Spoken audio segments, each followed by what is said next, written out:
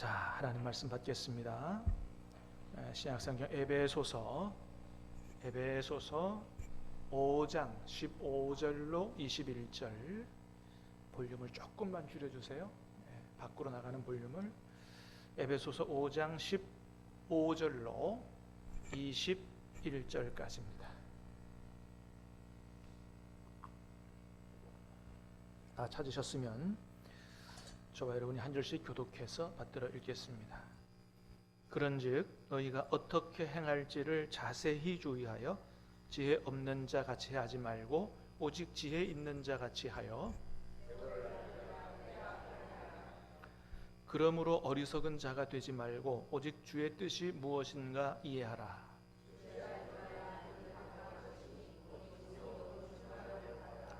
시와 찬송과 신령한 노래들로 서로 화답하며 너희의 마음으로 주께 노래하며 찬송하며,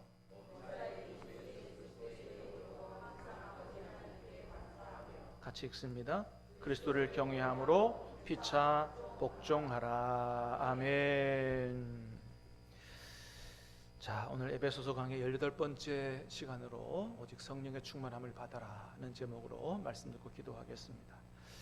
사랑하는 여러분, 오늘 말씀의 제목처럼 이 밤에 우리 모두가 다 성령으로 충만하게 되는 복된 밤 될 수 있기를 주님의 이름으로 축복합니다. 예, 그렇습니다. 오늘 우리가 읽은 것처럼 오늘 말씀을 통해서 주님께서 우리에게 하시고 싶어 하시는 말씀을 한마디로 정리하라 그러면 뭐 하라는 거예요? 성령으로 충만함을 받으라. 성령으로 충만함을 받으라. 그럴 때 비로소 우리가 하나님 앞에서 지혜롭고 성공적인 삶을 살아갈 수가 있다라고 하는 것입니다. 자, 15절 말씀 같이 보겠습니다. 시작. 그런즉 너희가 어떻게 행할지를 자세히 주의하여 지혜 없는 자 같이 하지 말고 오직 지혜 있는 자 같이 하여. 자, 들어보십시오. 그런즉 너희가 어떻게 행할지를 자세히 주의하라는 거예요. 그래서 지혜 없는 자 같이 하지 말고 오직 지혜 있는 자 같이 해야 된다는 것입니다. 어떻게 행할지를 자세히 주의해서 살펴봐야 된다. 그렇습니다. 그래서 우리가 이 세상을 살면서 그냥 아무 생각 없이 살아서는 안 된다는 거예요.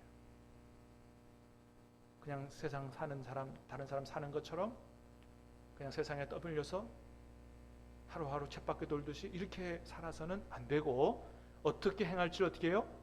자세히 주의해서 살펴서, 나중에 뒤에 나옵니다. 하나님께서 기뻐하시는 뜻이 뭔지를 제대로 알고, 그래서 어리석은 자가 되지 말고 지혜 있는 자가 되어야 된다고 말씀하십니다. 자, 여기서 지혜 있는 자가 된다는 것은 세상에서 말하는 지혜를 얘기하는 게 아니고, 어떤 삶이 하나님께서 기뻐하시는 삶이냐 하는 것들을 깨달아 알 수 있는 깊은 통찰력을 가리킵니다. 이 지혜는 뭐라고요?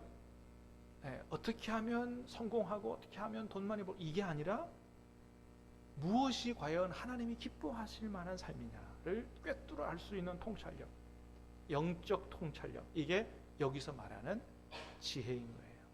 여러분, 그렇죠? 아무리 세상에서 속된 말로 잘 나간다 그러고 성공했다 할지라도 나중에 하나님 앞에 가서 인정받지 못하고 칭찬받지 못하면 아무 소용 없는 것입니다. 그걸 성공했다고 할 수가 없는 거죠. 그래서 진짜 지혜롭고 진짜 성공적인 삶을 사는 게 뭐냐? 하나님 앞에 인정받는 삶인 것입니다. 사랑하는 여러분, 저와 여러분들이 나중에 하나님 앞에 서게 될 텐데, 이 세상에서 볼 때는 뭐 다른 사람들이 뭐 별로 부러워하지 않고 박수 쳐줄 만한 삶이 아니라 할지라도 하나님 앞에 인정받고 칭찬받는 삶이 될 수 있기를 주님의 이름으로 축복합니다. 그렇습니다. 그게 지혜와 명철이라고 하는 것입니다. 여러분, 세상은 우리에게 뭐라고 속삭이냐면 그렇게 살라고 속삭이지 않죠. 네 마음대로 살아라. 네 마음에 가는 대로 살아라. 아, 인생 뭐 있어? 즐기면서 하는 거지. 그리고 네가 원하는 것을 네 마음대로 하고 싶은 것을 하는 게 그게 선이야. 뭐가 선이야? 네가 하고 싶은 걸 하는 게 선이고 그게 진리야. 세상은 그렇게 우리에게 속삭이고 가르칩니다. 왜 그걸 죽이고 살아? 왜 억누르고 살아? 네가 하고 싶은 대로 하고 살아. 그게 맞는 거야. 이렇게 얘기한단 말이죠. 자, 그런데 하나님은 성경을 통해서 분명히 말씀하십니다. 그렇게 살면 반드시 멸망하게 될 것이다. 에베소서 2장 3절 같이 봅니다. 시작. 전에는 우리도 다 그 가운데서 우리의 육체의 욕심을 따라 지내며 육체와 마음에 원하는 것을 하여 본질상 진노의 자녀이었더니. 자, 어떻게 살면 진노의 자녀가 돼요? 우리 육체의 욕심을 따라 육체와 마음에 원하는 것대로 살면 진노의 자녀가 되는 겁니다. 로마서에 보면 더 무서운 말씀이 있어요. 로마서 말씀입니다. 시작. 너희가 육신대로 살면 반드시 죽을 것이로되 영으로서 몸의 행실을 죽이면 살. 뭐 해석이 필요 없는 말씀이에요. 육신대로 마음이 시키는 대로 원하는 대로 다 행하고 살면 어떻게 해요? 반드시 죽을 것이라고. 하나님 앞에 그 결과 마지막은 멸망이라고 말씀하십니다. 그래서 어떻게 살 것이냐는 굉장히 중요합니다. 여러분, 하나님께서 우리에게 성령님 보내주셨어요. 왜 보내주신 거예요? 니들 마음대로 살지 말라고 보내주신 거예요. 하나님의 뜻을 깨닫고 하나님 뜻대로 살도록 도와주시기 위해서 보내신 줄로 믿습니다. 근데 그 성령님 제껴놓고 내 마음대로 산다? 하나님 없는 사람들과 똑같죠. 그렇게 살다가는 반드시 죽을 것이라고 말씀합니다. 자, 그래서 오늘 본문의 16절에서도 그렇게 얘기합니다. 16절 시작. 세월을 아끼라 때가 악하니라. 세월을 아끼라는 거예요. 왜? 때가 악하기 때문에. 이 때가 악하다는 말은 뭐냐 하면 이 시대는 하나님의 뜻을 따라 살기가 어려운 시대다라고 하는 겁니다. 자, 요 에베소서 말씀을 써서 보낼 때는 로마 제국이 온 세상을 통치할 때입니다. 에베소 지역도 마찬가지예요. 로마 제국이 황제 숭배를 강요하면서 이렇게 식민 통치를 하고 있는 이때 하나님 백성들이 하나님의 뜻대로 살기가 쉽지가 않죠. 때가 악했죠. 그러면 지금은 때가 좋으냐? 그렇지 않습니다. 모양만 다르지 여러분, 지금도 때가 악해요. 우리가 하나님의 뜻대로 살기가 어려운 시대에 살고 있습니다. 물론 그때처럼 핍박이나 박해는 없어요. 예수 믿는다고 무슨 목숨을 잃을 만한 그런 위험도 없지만 반대로 어떻게 해요? 모든 것이 풍성한 시대이기 때문에 세상에서 우리의 육체적 정욕을 자극해서 하나님의 뜻대로 살지 못하게 하는 것들로 가득 찬 사회와 시대 속에 살고 있기 때문에 정신을 차리고 하나님 뜻대로 살기가 쉽지 않다는 것입니다. 때가 어려운 것은 그때나 지금이나 마찬가지라는 거예요. 그래서 어떻게 해요? 세월을 아껴야 된다. 세월을 아끼라는 말이 뭔 말이냐? 여기 아끼라는 말이요, 헬라어로는 엑스고라조라고 하는 말이에요. 이건 상업적 용어입니다. 그냥 단순히 아끼는 게 아니고 어떻게 한다고요? 사는 거예요. 돈을 지불하고 사는 겁니다. 대가를 지불하고 사는 거예요. 그래서 속량이라고도 번역이 됩니다. 예수 그리스도의 보혈로 우리를 죄와 사망의 권세 가운데서 속량했다, 구원해냈다. 그거와 똑같은 의미예요. 자, 우리가 시간을 어떻게까지 아껴야 되느냐? 주어진 시간을 막 아껴 써야지, 쪼개 써야지 이런 정도를 넘어서서 마치 돈을 주고 대가를 지불하고라도 살 정도로, 마치 죽어가는 시간을 구원해낼 정도로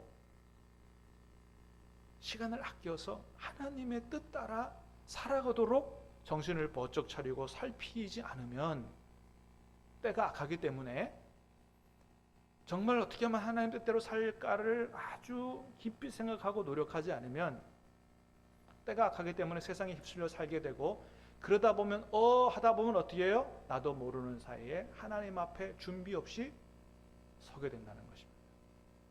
여러분 어떠십니까?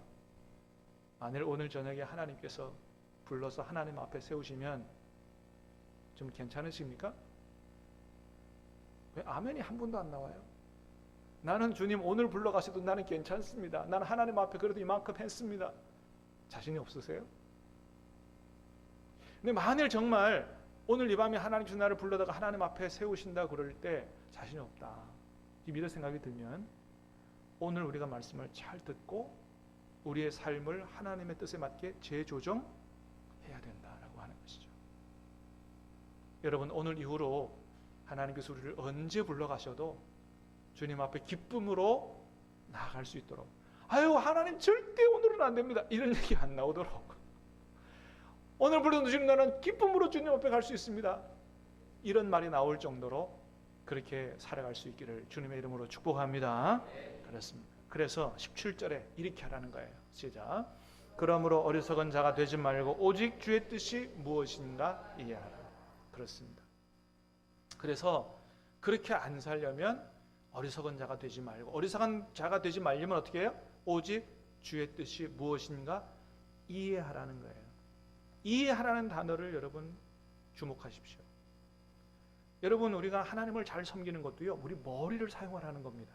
머리, 지성을 사용하라는 거예요. 절대로 덮어놓고 믿으면 안 된다는 겁니다. 덮어놓고 아멘. 우리 교회는 그런 분들이 없어서 참내 감사해요. 뭐냐면 가끔 이렇게 방송 보면 희한한 얘기해도 아멘 해. 뭐 희한한, 특별히 뭐 사랑제일교회인가 거기도 그러더만, 뭐 희한한 얘기 하는데 아멘이야 무조건. 야, 저 얘기 어떻게 아멘이 나오나? 에? 에. 주님의 뜻이 뭔지를 분별을 할 줄 알아야 되죠. 여러분, 제가 혹이라도 하나님의 뜻이 아닌 다른 거 설교하면 아멘 하지 마십시오. 그래야 돼요. 에? 근데 하나님의 뜻대로 설교를 하면 여러분 아멘 하십시오. 그래야 됩니다. 그래서 머리를 써야 돼요. 하나님이 우리에게 주신 지성을 사회에서 공부하고 돈 버는 데만 쓰면 안 되고, 주님의 뜻이 뭔지를 잘 살펴서 바르게 살아가도록 하는데 우리 지성을 써야 된다. 그래서 여러분, 말씀 읽으시기를 바랍니다. 말씀 잘 배우시기를 바랍니다. 이거를 하나님께서 기뻐하시는데 잘 써야지, 오히려 하나님께서 원치 않는 일에 잘 쓰면 안 된다는 거예요. 주의 뜻이 무엇인가 이해하라 그랬습니다. 그래서 성경 공부도 열심히 하고 말씀도 잘 배우고 해서 하나님 뜻이 뭔지를 잘 배우는 게 중요하다. 그래서 여러분, 우리가 세상에 살면서 그저 성경을 안 보고 열심히 일하고 돈만 벌고 그렇게 살면은 안 된다는 거예요. 왜요? 그렇게 살다가 하나님 뜻대로도 한번 제대로 못 살아보다가 나중에 하나님 앞에 서면 진짜 하나님 앞에 어떤 책망을 들을지 모른다라고 하는 거죠. 여러분, 열심히 일하고 열심히 돈 벌고 공부도 열심히 하고 다 중요하지만은 그것만 하다가 하나님 앞에 서는 게 아니라 하나님 뜻을 잘 알아서 열심히 공부한 것, 열심히 일하고 열심히 돈 번 것으로 하나님 뜻에 맞게 잘 사용하고 살아야 될 줄로 믿습니다. 하나님 나중에 가서 너 공부만 열심히 하고 그거 갖고 어떻게 내가 기뻐하는 대로 살았냐 할 말이 없으면 안 돼요. 돈 열심히 벌었는데 돈 한 번 하나님께서 기뻐하시는 대로 못 쓰고 그냥 돈만 벌다가 하나님 앞에 가서는 절대 안 된다라고 하는 것입니다. 그래서 어리석은 자가 되지 말고 주님의 뜻이 무엇인가를 잘 이해해야 된다. 자, 그래서 이렇게 우리가 세월을 아껴가면서 주님이 기뻐하시는 삶이 뭔지를 잘 깨달아 알고 배워서 실천하는 정말 하나님 앞에 지혜로운 삶을 살아야 되는데, 자, 그것 잘 하기 위해서 아주 중요한 비결이 하나 있다는 겁니다. 그게 뭐냐? 바로 오늘 본문에서 말씀하는 거예요. 성령의 충만함을 받으라는 겁니다. 우리 생각 갖고 안 된다. 성령의 충만함을 받으라. 자, 18절 시작. 이는 방탕한 것이니 오직 성령으로 충만함을 받으라. 그렇습니다. 오늘 본문의 오늘 말씀의 핵심이에요. 지혜롭게 살기 위해서, 주님의 뜻을 분별하기 위해서, 어리석은 자가 되지 않기 위해서 성령의 충만함을 받으라는 것입니다. 자, 여러분, 오늘 이 밤에 우리 모두가 다 성령의 충만함을 받을 수 있기를 다시 한번 주님의 이름으로 축복합니다. 자, 여러분, 사실은 우리가 성령의 충만함 받기를 많이 기도해요. 자, 근데 이제 문제는 뭐냐 하면, 우리가 그렇게 많이 기도함에도 불구하고 사실은 성령 충만한 삶을 잘 살아가지 못한다는 것입니다. 왜 우리가 그렇게 성령 충만함을 달라고 기도하는데도 성령 충만한 이 축복을 누리고 살지 못하느냐? 그거는 성령의 충만함을 받는 방법에 대해서 우리가 오해하고 있는 이유도 있기 때문에 그래요. 여러분, 우리가 많은 경우에 성령의 충만함을 받으라 그러니까 어떻게 생각하냐 하면 성령의 충만함을 하나님이 주시는 것으로 생각해요. 근데 아니라는 것입니다. 자, 성령님은 하나님이 우리에게 주시는 게 맞아요. 그죠? 내가 이렇게 할 수 있는 게 아니잖아요. 여러분 초대교회에 누가 성령을 보내주셨어요? 하나님이 보내주셨죠. 예수님이 보내주셨죠. 하나님이 성령은 하나님이 보내주신 게 맞아요. 그런데 성령으로 충만하게 되는 것은 누가 해야 되느냐? 그건 내가 해야 될 일입니다. 하나님이 충만함을 부어주는 게 아니고 성령은 하나님이 보내주셨고 충만함은 누가 해야 된다고요? 그건 내가 해야 될 일이에요. 근데 우리가 그건 내가 성령의 충만함을 받으려고 안 하고 하나님으로부터 성령의 충만함을 부어달라고만 생각하면 잘못 생각했다는 것입니다. 자, 성령으로 충만함을 받으라 하는 말의 원어는 수동태예요. 수동태. 그래서 더 정확하게 번역을 하면 성령으로 충만하게 되라라고 하는 겁니다. 성령으로 충만하게 되라. 왜요? 성령을 이미 보내주셨잖아요. 그래서 성령의 충만함을 받으라는 하나님 나에게 마치 바켓으로 물을 부어주듯이 성령의 충만함을 부어주십시오가 아니라 성령님을 이미 너에게 보내줬으니 너희가 뭐예요? 그 성령님의 지배를 받으라는 겁니다. 그것도 어떻게 받으라고요? 온전한 지배를 받으라. 이게 성령의 충만함을 받는 겁니다. 여러분 비슷한 것 같지만 조금 생각하면 의미가 달라요. 무슨 얘기인지 아시겠어요? 나는 노력 안 하고 하나님 성령의 충만함을 부어달라고만 하면 안 돼요. 성령으로 충만하게 되라는 것은 성령님을 이미 보내줬으니 어떻게 해요? 성령의 지배를 네가 받으라는 거예요. 네가 받으라. 그래서 성령의 충만함은 하나님께 달려있는 게 아니고 나에게 달려있다라고 하는 것입니다. 여러분 18절 말씀 앞에 성령으로 충만하게 되라, 성령의 충만함을 받으라 앞에 이런 말씀하셨어요. 뭔 말씀하셨어요? 술 취하지 말라, 그런 말씀하셨어요. 자, 술 취하는 것과 성령으로 충만하게 되는 것이 몇 가지 공통점이 있습니다. 첫 번째는 둘 다 충만하게 되면 사람이 달라진다라고 하는 거예요. 그죠? 여러분 술 잔뜩 먹고 술로 충만하게 되면 어떻게 돼요? 사람이 달라져요. 생활도 달라지고 말도 달라지고 때로는 두 발로 안 가고 네 발로 가고. 예. 술로 충만하게 되면 사람이 달라져요. 그처럼 성령으로 충만하게 되면 사람이 변화되기 시작하는 거죠. 어떻게 변화돼요? 하나님이 기뻐하시는 사람으로 변화되는 겁니다.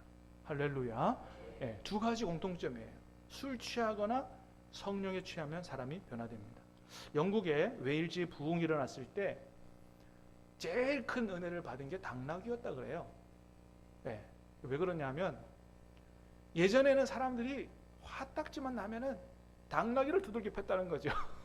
부부싸움 당나귀 두들겨 패.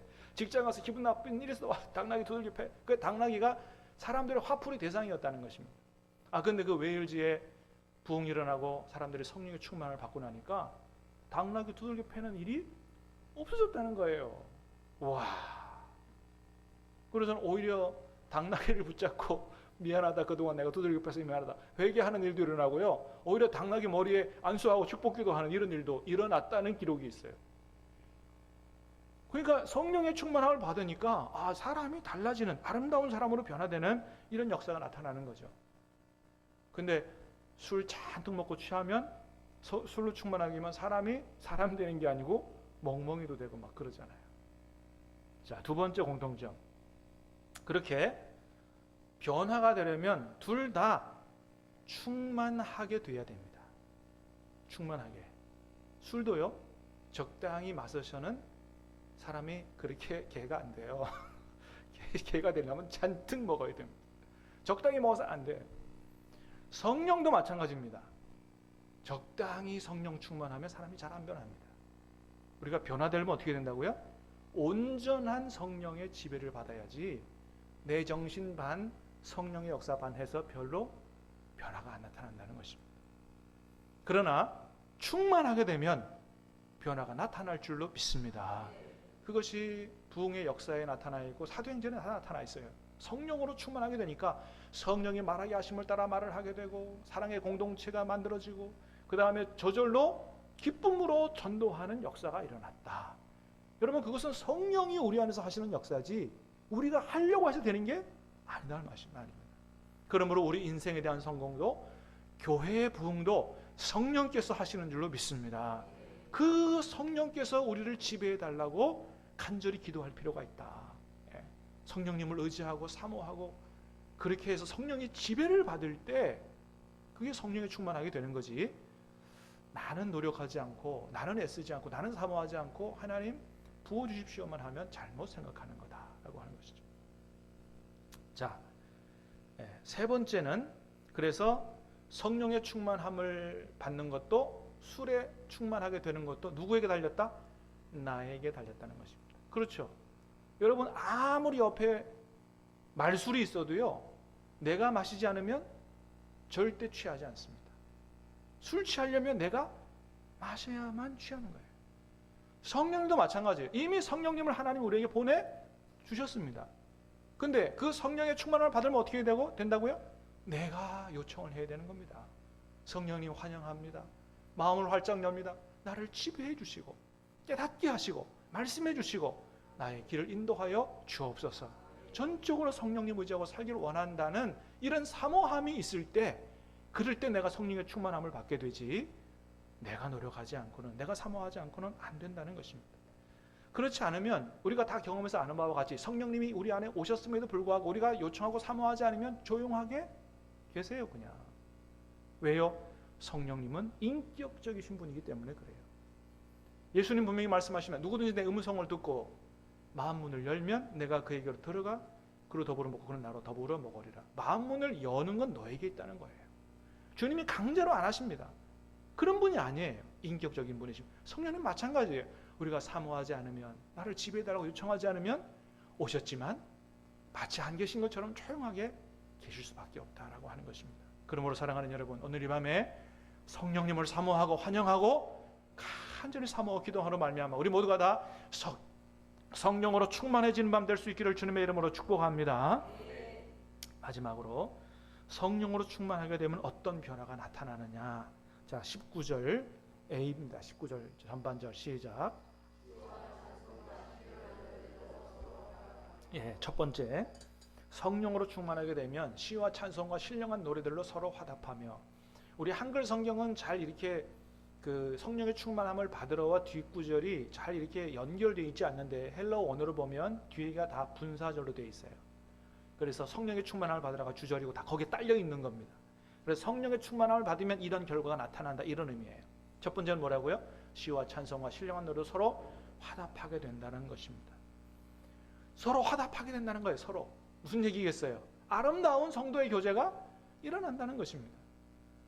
누가 뭔 소리 해도 뭐 그냥 들은 채만 채, 이게 아니라, 우리 교회처럼 이렇게 설교하면 여러분이 아멘으로 화답해주고 뭔가 멋이 이렇게 자꾸 이렇게 소통이 되고 하나가 되고 한 마음이 되고, 할렐루야.